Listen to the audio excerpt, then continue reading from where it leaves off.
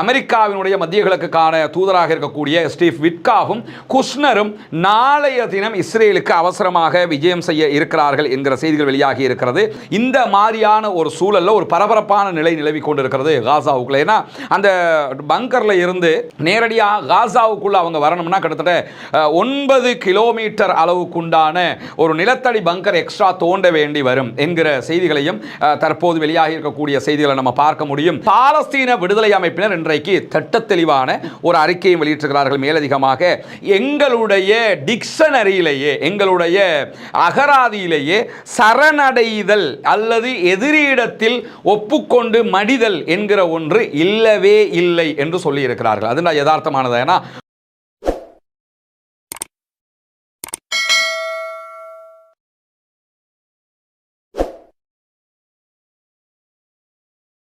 அன்பிற்கினிய சகோதர சகோதரிகளே, நம் அனைவர் மீதும் ஏக இறைவனுடைய அமைதியும் கருணையும் உண்டாகட்டுமாக என்கிற உயரிய பிரார்த்தனைகளோடு பாலஸ்தீனத்தினுடைய காசா பகுதிகளில் இஸ்ரேலிய ஆக்கிரமிப்பு ராணுவம் நடத்தி வந்த 2 ஆண்டுகளுக்கு மேலான பாரிய யுத்தம், இன அழிப்பு யுத்தம் தற்போது யுத்த நிறுத்தமாக மாற்றப்பட்டு இன்றோடு சரியாக 30 நாட்களாகி இருக்கின்றன.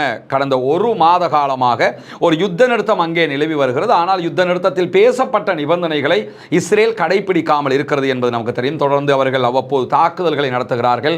உள்ளே உணவுகள் அதே போன்ற மருந்துகளை ஒப்பந்தத்தில் ஒப்புக்கொண்ட பிரகாரம் அவர்கள் அனுப்ப மறுத்து கொண்டிருக்கிறார்கள் என்கிற சூழல்ல இன்றைக்கு என்னவெல்லாம் நடந்திருக்கிறது காசாவிலும் காசாவை ஒட்டிய சர்வதேச நிலப்பரப்பிலும் என்கிற செய்திகளைத்தான் நாம் பார்க்க இருக்கிறோம். இன்றைக்கு வெளியாகி இருக்கக்கூடிய பல செய்திகள்ல ரொம்ப முக்கியமான ஒரு செய்தி என்னன்னு கேட்டா, நமக்கெல்லாம் தெரியும் காசாவில் பாலஸ்தீன விடுதலை அமைப்பினர் ஒரு பகுதியை கட்டுப்படுத்தி கொண்டிருக்கிறார்கள். அதே போன்று இஸ்ரேலிய ஆக்கிரமிப்பு ராணுவம் இன்னொரு பகுதியை, எல்லோ பார்டருக்கு அடுத்த பகுதியை கண்ட்ரோல் பண்ணி கொண்டிருக்கிறாங்க. அந்த பகுதிகளுக்குள்ளாக பங்கருக்குள்ள கிட்டத்தட்ட 200 பாலஸ்தீன விடுதலை ராணுவத்தைச் சேர்ந்தவர்கள் சிக்கி இருக்கிறார்கள் என்கிற செய்திகள் வெளியாகி இருக்கிறது. பாலஸ்தீன விடுதலை ராணுவத்தினுடைய அபிஷியல் செய்தி பிரகாரம் 120 தொடக்கம் 130 பேர் உள்ளே இருப்பதாக சொல்லப்படுகிறது. இவங்களுக்கு வெளியில வர முடியாது. வெளியில வந்தாங்கன்னா இஸ்ரேலிய ஆக்கிரமிப்பு ராணுவம் இருக்கிறது, அவங்களோட அவங்க நேரடியாக ஃபைட் பண்ண வேண்டி வரும். அதனால ஏற்கனவே பண்ணப்பட்ட ஒப்பந்த பிரகாரமே அவர்கள் இஸ்ரேலுடைய ராணுவத்தை சேர்ந்த 11 ஆண்டுகளுக்கு முன்பதாக கைது செய்யப்பட்ட கோல்ட் என்கிற ஒருவனுடைய உடலை ஒப்படைப்பார்கள். அதற்கு பகரமாக பாலஸ்தீன விடுதலை ராணுவத்தை சேர்ந்தவர்களை அவர்கள் ஆயுதங்களோடு வெளியே வந்து காசாவினுடைய எல்லைக்கு வருவதற்கு இஸ்ரேலிய ஆக்கிரமிப்பு ராணுவம் சம்மதிக்க வேண்டும் என்பதுதான் ஒப்பந்தத்தினுடைய விதியாக இருக்கிறது. ஆனால் இதுவரைக்கும் இதற்கான சம்மதத்தை கொடுக்காமல் இருக்கிறது இஸ்ரேலிய ஆக்கிரமிப்பு ராணுவம். குறிப்பாக அந்த பங்கருடைய வாயில்களுக்கு நாங்கள் காங்கிரீட் போடுவோம் என்று சொல்லி ஆரம்பத்தில் போட்டோம்னு அவங்க சில செய்திகளை சொன்னாலும் அப்படி காங்கிரீட் போடப்படவில்லை என்கிற செய்திகள் வெளியாகி இருக்கிறது. காங்கிரீட் போட்டு மூடுவோம், அவங்க வந்து எங்களோட உள்ளாடையோட மட்டும் வந்து ஆயுதங்களை கீழே வச்சு சரணடையணும், கண்ணை கட்டி அவர்களை நாங்கள் நெகோ பாலைவனத்தில் இருக்கக்கூடிய சைமன் சிறைச்சாலைக்கு அழைத்து போவோம் என்கிற செய்திகளை எல்லாம் சொல்லியிருந்தாங்க. இந்த மாதிரியான ஒரு சூழல்ல ஒரு பரபரப்பான நிலை நிலவி கொண்டிருக்கிறது காசாவுக்குள்ள. ஏன்னா அந்த பங்கர்ல இருந்து நேரடியாக காசாவுக்குள்ள அவங்க வரணும்னா கிட்டத்தட்ட 9 கிலோமீட்டர் அளவுக்குண்டான ஒரு நிலத்தடி பங்கர் எக்ஸ்ட்ரா தோண்ட வேண்டி வரும் என்கிற செய்திகளையும் தற்போது வெளியாகி இருக்கக்கூடிய செய்திகளை நம்ம பார்க்க முடியும். அருகில் இருக்கக்கூடிய மற்ற பங்கர்களோடு அது தொடர்பு இழந்து இருக்கிறது என்கிற காரணத்தினால உடனடியாக இதை செய்ய முடியாமல் இருக்கிறது. அதனால தான் இந்த வழியாகத்தான் அவங்க வெளியே வந்தாகணும் என்கிற ஒரு நிலை இருக்கிறது. இப்படியான சூழல்ல தான் இன்றைக்கு அமெரிக்காவினுடைய வெள்ளை மாளிகையினுடைய அதிகாரிகளை மேற்கோள் காட்டி இஸ்ரேலுடைய சேனல் 12 வெளியிட்டிருக்கக்கூடிய செய்திகளில் கோல்ட் என்கிற 11 ஆண்டுகளுக்கு முன்பதாக இஸ்ரேலிய ஆக்கிரமிப்பு ராணுவத்தை சேர்ந்தவன் பாலஸ்தீன விடுதலை ராணுவத்தினால் கைது செய்யப்பட்டிருக்கிறார். இவரை விடுவிப்பதினூடாக இந்த நெருக்கடிக்கு தீர்வு காண முடியும் என்று வாஷிங்டன் நம்புகிறது என்கிற செய்திகள் வெளியாகி இருக்கிறது.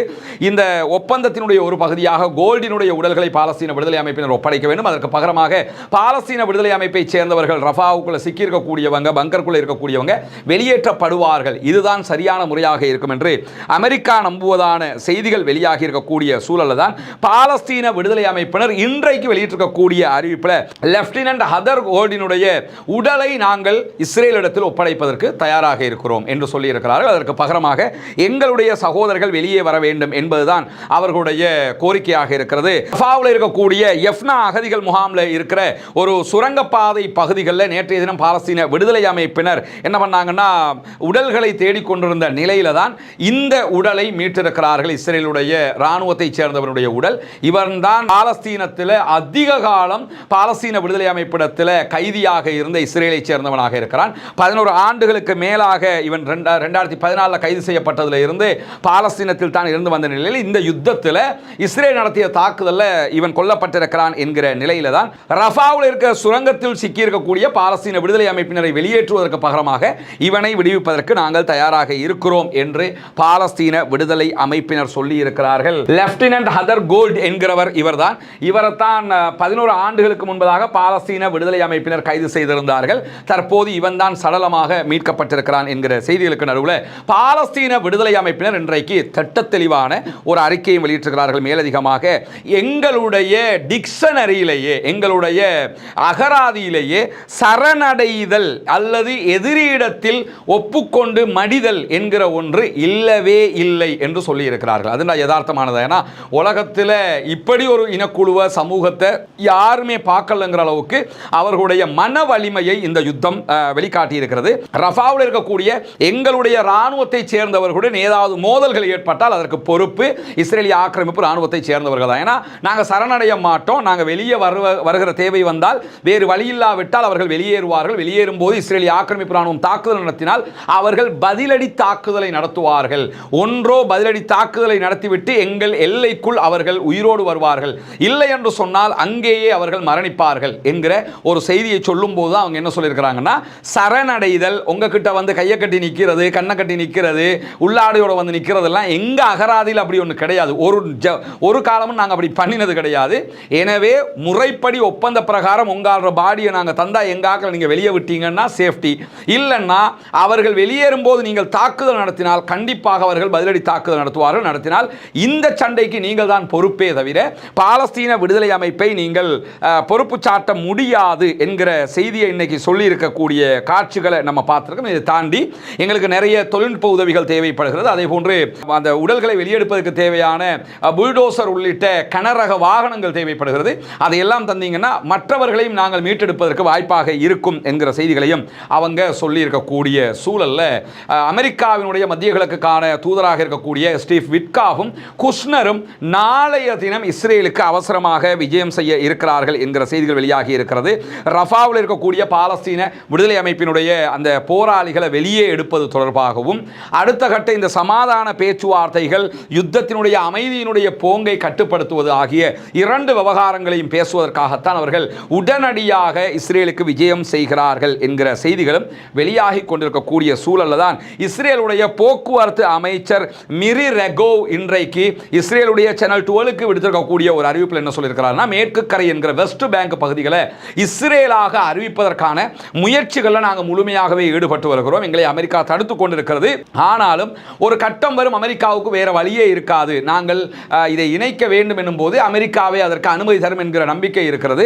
அதனால் நாங்கள் மேற்கு கரையை பாலஸ்தீனத்தில் இருந்து பிரித்து இஸ்ரேல் என்று ஆக்குவதற்கான ஒரு முயற்சியில் ஈடுபட்டு கொண்டிருக்கிறோம். ஆனால் இணைப்பதற்கான நேரம் இதுவல்ல, ஆனால் கண்டிப்பாக இணைப்போம் என்கிற ஒரு செய்தியையும் இன்றைக்கு இஸ்ரேலுடைய போக்குவரத்து அமைச்சர் சொல்லியிருக்கக்கூடிய செய்திகளுக்கு நடுவில் தி கார்டியன் என்கிற யூகேயினுடைய லண்டன்ல இருந்து வெளிவரக்கூடிய மிக முக்கியமான சர்வதேச பத்திரிகை ஒரு செய்தியை வெளியிட்டிருக்கிறது. இஸ்ரேலிய ஆக்கிரமிப்பு ராணுவம் பாலஸ்தீனத்திலிருந்து கைது செய்திருக்கக்கூடிய அப்பாவி சகோதரர்கள் ஆயிரக்கணக்கான சகோதரர்களை பூமிக்கு கீழே இருக்கக்கூடிய பங்கர் சிறைச்சாலைகளில் வைத்து அவதிப்படுத்தி கொண்டிருக்கிறார்கள், ரொம்பவே தொல்லை கொடுத்து கொண்டிருக்கிறாங்க என்கிற செய்திகள் சொல்லப்பட்டிருக்கிறது. அவர்கள் தனிமைப்படுத்தப்பட்டிருக்கிறார்கள். அவங்களுக்கு எந்த உணவுகளும் போதுமான அளவுக்கு வழங்கப்படுவதில்லை. அவங்க வெளிச்சத்தையே பார்க்க முடியாத அளவுக்கு அடைத்து வைக்கப்பட்டிருக்கிறார்கள் என்கிறது பிரிட்டிஷினுடைய செய்தித்தாள் தி கார்டியன். இதை தாண்டிய பல உண்மைகளும் அந்த சிறைச்சாலைகளுக்குள் இருக்கிறது. அங்கிருந்து வெளிவரக்கூடிய சகோதரர்களை நம்ம பார்க்கிறோம். அவங்க எவ்வளவு துன்புறுத்தப்பட்டிருக்காங்க. அவங்களுக்கு உலகத்தில் சூரிய வெளிச்சத்தையே காட்டாத அளவுக்கு பூமிக்கு கீழே பங்கரை தோண்டி இருட்டுக்குள் அவர்கள் சிறை வைக்கப்பட்டிருக்கிறார்கள், ஒவ்வொரு நாளும் துன்புறுத்தப்படுகிறார்கள் என்கிற செய்திகளை தான் இன்றைக்கு தி கார்டியன் வெளியே கொண்டு வந்திருக்கக்கூடிய சூழல்ல இன்றைக்கு இஸ்ரேலுடைய முன்னாள் ராணுவ வழக்கறிஞர் மருத்துவமனையில் அனுமதிக்கப்பட்டிருக்கிறார் என்கிற செய்திகள் வெளியாகி இருக்கு. நமக்கு தெரியும், பாலஸ்தீன அப்பாவிகளுக்கு இஸ்ரேலுடைய நெகோவ் பாலைவனத்தில் இருக்கக்கூடிய சிறைச்சாலைகளில் நடக்கக்கூடிய அநியாயங்களை அவர் யாருக்கும் தெரியாமல் வீடியோ எடுத்து ஊடகங்களுக்கு பரவ விட்டிருந்தார். இஸ்ரேலுக்குள்ள மிகப்பெரிய சர்ச்சையாக மாறி இருக்கிறது. இந்த வழக்கறிஞர் கைது செய்யப்பட்டார், தற்கொலைக்கு முயன்றார் என்ற செய்திகள் எல்லாம் சொல்லப்பட்டதுக்கு பிறகு கைது செய்யப்பட்டார். 10 நாட்கள் வீட்டுக்காவலில் வைக்குமாறு நீதிமன்றம் இவருக்கு உத்தரவு போட்டிருந்த நேரத்தில் தான் இன்றைக்கு அவர் மருத்துவமனைகளில் அனுமதிக்கப்பட்டிருக்கிறார் என்கிற செய்திகள் வந்திருக்கும் போது உள்ள இஸ்ரேலுக்குள்ளே இருக்கக்கூடிய ஆய்வாளர்களும் பத்திரிகையாளர்களும் அரசியல் விமர்சகர்களும் கூட என்ன சொல்கிறாங்கன்னா, இவங்களுக்கு ரொம்ப துன்பங்கள் கொடுக்கப்பட்டிருக்கு, இவங்க டார்ச்சர் பண்ணப்பட்டிருக்கிறாங்க, இவங்களும் அந்த பாலஸ்தீன சகோதரர்கள் டார்ச்சர் படுத்தப்பட்ட மாதிரி இவங்க ஒரு லேடியாக வேறு இருக்கிறாங்க, உடலியல் ரீதியாகவும் உளவியல் ரீதியாகவும் பாலியல் ரீதியாகவும் துன்புறுத்தப்பட்டிருக்கலாம், அதனாலேயோ என்னவோ இவர்கள் மருத்துவமனையில் அனுமதிக்கப்பட்டிருக்கிறார்கள் என்கிற கேள்விகளும் விமர்சனங்களும் உருவாகி வரக்கூடிய நேரத்தில் வடக்கு ஜோர்தான் பகுதிகளில் இருக்கக்கூடிய ஜோர்தானுடைய சில நிலப்பரப்புகளை, ஏக்கர் கணக்கான நிலப்பரப்புகளை இஸ்ரேல் கைப்பற்றுவதற்கு முனைகிறது என்கிற செய்திகள் வெளியாகி இருக்கிறது. இன்றைக்கு இஸ்ரேலிய அதிகாரிகள் எடுத்திருக்கக்கூடிய செய்திகளில் ஜோர்டான் பள்ளத்தாக்கில் இருக்கக்கூடிய பர்தலா அதே போன்று தயாசில் என்கிற பகுதிகளை இஸ்ரேல் கைப்பற்றுவதற்கு முனைகிறது என்கிற செய்திகள் வெளியாக இருக்கு. ஆனால் ஜோர்டான் இதுக்கு எதிர்க்கவோ அதை மறுத்து பேசவோ இதுவரைக்கும் எந்த விதமான அறிக்கைகளையும் வெளியிடவில்லை என்பதையும் நம்ம பார்க்க முடிகிறது. ஒருபுறம் காசாவை பாலஸ்தீனத்தை ஆக்கிரமிக்கிற அதே நேரத்தில் லெபனானுடைய பகுதிகளை ஆக்கிரமிக்கிறதுக்கு முனைகிறார்கள், சிரியாவினுடைய பகுதிகளை ஆக்கிரமிக்க முனைகிறார்கள், அதே போன்று ஜோர்டானுடைய பகுதிகளையும் ஆக்கிரமிக்க முனைகிறார்கள். இவர்களும் அவங்க என்ன செஞ்சாலும் பரவாயில்லைன்னு கேட்டு நமக்கு ஏதோ சாகிற வரைக்கும் ஒரு துண்டு நிலத்தில் ஆட்சி பண்ணிக்கிட்டு இருந்தோம்னா போதுங்கிற விதமாக ஜோர்டானுடைய அதிபரும் இருக்கக்கூடிய செய்திகளை நம்ம பார்க்க முடியும். இப்படியான சூழலில் தான் இன்றைக்கு துருக்கியினுடைய அதிபர் அர்துகான் ஒரு முக்கியமான அறிவிப்பை விடுத்திருக்கிறார். நமக்கு தெரியும் 2 நாட்களுக்கு முன்பதாக இஸ்ரேலிய பிரதமர் பெஞ்சமின் நெதன்யாகு உள்ளிட்ட 37 பேர் மேலே உடனடியாக அரெஸ்ட் வாரண்டை பிறப்பித்திருக்கிறது துருக்கி. துருக்கியினுடைய வான் அவர்கள் பயன்படுத்த முடியாது, துருக்கிக்குள்ள நுழைய முடியாது, துருக்கி சார்பாக அவர்கள் கைது செய்யப்படுவார்கள், இதெல்லாம் செஞ்சான்னு சொல்லி அறிவிச்சிருக்கிறாங்க. இது சர்வதேச மட்டத்தில் ஒவ்வொரு தனி நாடும் இதை செய்ய வேண்டும் என்கிற கோரிக்கைகள் வலுக்கிற அளவுக்கு இஸ்ரேல் மீதான ஒரு எதிர்ப்புணர்வை இது காட்டியிருக்கிறது. உண்மையில் பாலஸ்தீன விவகாரத்தில் இந்த சில நாட்களாக அர்துகான் அவர்களுடைய நடவடிக்கைகள் ரொம்பவும் பாராட்டுக்குரிய, அவர் அரசியல் ரீதியாக செஞ்சாலும் சரி அரசியல் இல்லாமல் செஞ்சாலும் சரி இந்த நடவடிக்கை பாராட்டுக்குரிய. அதே விதத்தில் தான் இன்றைக்கு அவர் விடுத்திருக்கக்கூடிய ஒரு அறிவிப்பில் என்ன சொல்றாருன்னா, 2023ஆம் ஆண்டில் நமக்கெல்லாம் தெரியும் துருக்கியில் ஒரு மிகப்பெரிய பூகம்பம் ஏற்பட்டிருந்தது, பெரிய அழிவை துருக்கி சந்தித்தது பல மாநிலங்களில். அந்த பூகம்பத்தில் பாதிக்கப்பட்டவங்களுக்கு அவங்க என்ன பண்ணாங்கன்னா தற்காலிக வீடுகள் அமைச்சு கொடுத்தாங்க, அந்த கண்டெய்னர் வீடு. குறிப்பாக அதை புரிஞ்சுக்கிறதா இருந்தால் கத்தரில் ஃபீஃபா வேர்ல்ட் கப் பண்ணாங்களா இல்லையா, பண்ணும்போது அவங்க அந்த வேர்ல்ட் கப்புக்குரிய ஸ்டேடியம் அமைக்கிறதுக்கெல்லாம் பெரும்பாலும் இந்த கண்டெய்னர்களை தான் பயன்படுத்தி இருந்தாங்க டிஃபரெண்டாக. அதை ஒட்டி நிறைய கண்டெய்னரில் நிறைய வீடுகளை எல்லாம் அவங்க பண்ணியிருந்தாங்க. இந்த மாதிரியான பல வீடுகளை துருக்கி பண்ணி இருந்தது. அந்த வீடுகளை காசாவுக்கு அனுப்புவதற்கான ஏற்பாடுகளை நாங்கள் செய்திருக்கிறோம். அதாவது ஒரு கண்டெய்னர் இருக்குதுன்னா அந்த கண்டெய்னருக்குள்ள ஒரு குடும்பம் வாழலாம், அதுக்குரிய தேவையான எல்லாமே பண்ணியிருப்பாங்க. கண்டெய்னருக்குள்ள ஹீட் வராமல் இருக்கிறதுக்காக ஜென்ரேட்டர் ஊடாக ஏசி அதுக்குரிய ஃபிட் பண்ணப்பட்டிருக்கும். இந்த மாதிரி நல்ல வசதி வாய்ப்போடு இருக்கக்கூடிய கண்டெய்னர்களாகத்தான் அது இருக்கும்.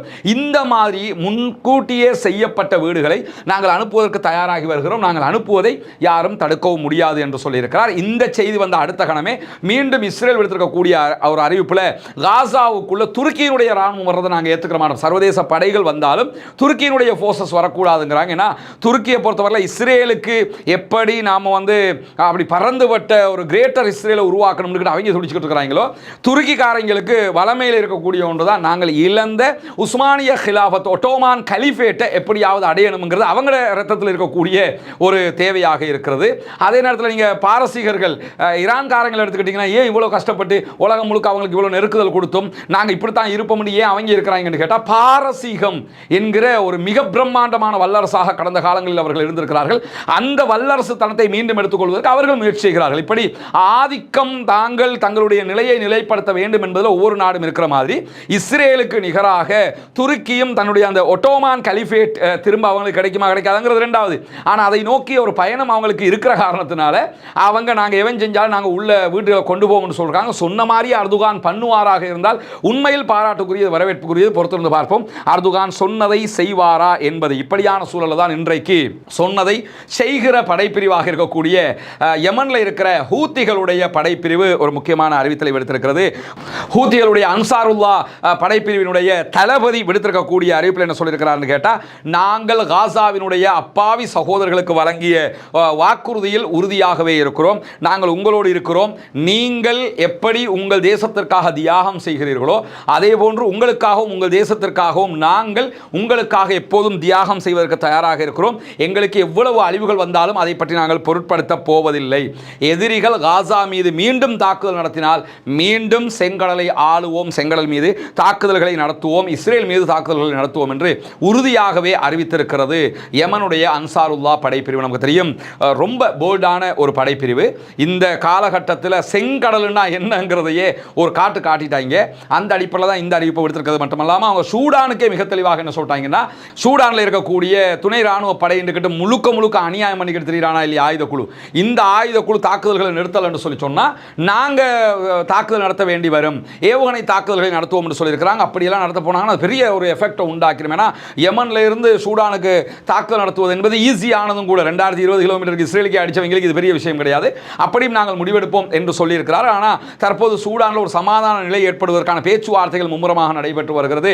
நாங்கள் சமாதானத்துக்கு ஒத்துக்கொள்கிறோம் என்று சொல்லி அந்த ஆயுதக்குழு சொல்லிக் கொண்டிருக்கக்கூடிய நிலையில் சர்வதேச உறுதிமொழியை ராணுவம் கேட்டுக்கொண்டிருக்கிறது. அது தொடர்பான தனியான ஒரு வீடியோ நாளைக்கு வெளியிடுவோம். அப்போ உங்களுக்கு மேலதிகமாக தெரிந்து கொள்ள முடியும். ஆனால் அன்சாருல்லா படைப்பிரிவு சூடானுடைய அப்பாவி சகோதரர்களுக்காக நாங்கள் நிற்போம் என்கிற செய்திகளையும் சொல்லி இருக்கக்கூடிய காட்சிகளை நம்ம பார்க்க முடியும். இன்றைக்கு வெளியாகி இருக்கக்கூடிய மிக முக்கியமான செய்திகளை தான் நம்ம இதில் பார்த்திருக்கிறோம். பாலஸ்தீனம் தொடர்பான மேலதிகமான செய்திகளுக்கும் தொடர்ந்து இணைந்திருங்கள். ரஸ்மின் மேசி நியூஸ் மற்றும் ரஸ்மின் டாக்ஸ் ஆகிய சேனல்களை சப்ஸ்கிரைப் செய்யாத சகோதரர்கள் சப்ஸ்கிரைப் செய்து இணைந்து கொள்கிற அதே நேரம் ரஸ்மின்ஸ் தாவா என்கிற ஒரு தனி சேனலையும் நம்ம உருவாக்கியிருக்கிறோம். சயின்ஸை பற்றி நிறைய பேச வேண்டியிருக்கிறதுனால குர்ஆனோடு ஒப்பிட்டு அந்த செய்திகளுக்காகவும் அதில் இணையக்கூடிய சகோதரர்கள் விரும்புகிற சகோதரர்களை இணைந்து கொள்ளுங்கள் என்கிற செய்திகளோடு பாலஸ்தீனம் வெற்றி பெற வேண்டும், பாலஸ்தீனம் சுதந்திரம் அடைய வேண்டும், பாலஸ்தீன மக்களும் நம்மை போன்ற நிம்மதியானவர்களாக மாற வேண்டும், வாழ வேண்டும் என்கிற உயரிய பிரார்த்தனைகளோடு பாலஸ்தீன மக்களுக்காக தொடர்ந்தும் ஜனநாயக ரீதியாக குரல் எழுப்புவோமாக. வாகிறது அல்ஹம்துலில்லாஹி ரப்பில் ஆலமீன்.